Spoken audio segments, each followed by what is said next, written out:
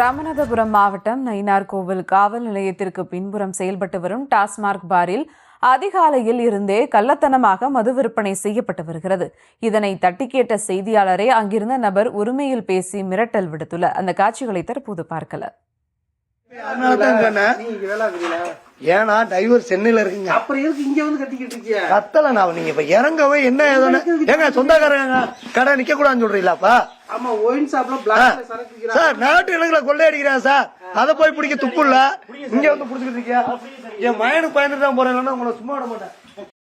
இது குறித்த கூடுதல் விவரங்களுடன் நிகரா செய்தியாளர் பூபேஷ். வணக்கம் பூபேஷ், விவரங்கள். நிச்சயமா வணக்கம். ராமநாதபுரம் மாவட்டம் நயினார்கோவில் பகுதியில் அமைந்திருக்கிறது நயினார்கோவில் காவல் நிலையம்.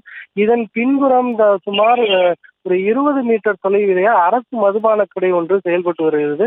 இந்த அரசு மதுபான கடையானது பார் இணைப்போடு இருக்கக்கூடிய சூழலில் அந்த பாரில் அதிகாலை முதலே கள்ளத்தனமாக மது விற்பனை நடப்பதாக தொடர்ச்சியாக குற்றச்சாட்டு இருந்தது. இந்த தகவலை அடுத்து நமது செய்தி குழுவினர் அந்த இடத்திற்கு சென்று ஆய்வு மேற்கொண்ட போது அந்த சம்பவமானது உறுதி செய்யப்பட்டது.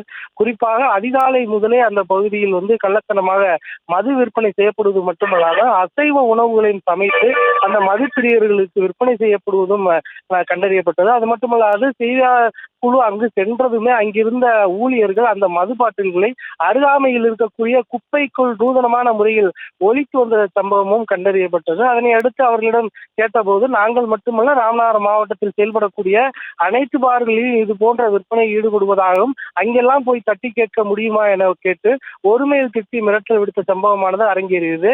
ராமநாதபுரத்தை அடுத்த நயினார்கோவில் காவல் நிலையத்துக்கு பின்புறத்திலேயே சர்வசாதாரணமாக அந்த மது விற்பனை நடைபெறும் என்று அதிர்ச்சி ஏற்படுத்தி இருக்கிறது. ஏற்கனவே மாவட்டத்தின் பல்வேறு பகுதிகளிலும் இது போன்ற சம்பவங்கள் எடுத்து தொடர்ச்சியாக நியூஸ் தமிழ் அம்பலப்படுத்தி வரக்கூடிய சூழலில் தற்போது இந்த கடையில் நடத்தக்கூடிய இந்த அசம்பாவிதங்களை உடனடியாக மாவட்ட காவல்துறை விரைவான நடவடிக்கை மூலம் மேற்கொண்டு அந்த பகுதியில் கள்ளச்சந்தையில் மது விற்பனை செய்பவர்களை கட்டுப்படுத்த வேண்டும் என்பதே அனைவருடைய எதிர்பார்ப்பாக உள்ளது. விவரங்களுக்கு நன்றி பூபேஷ்.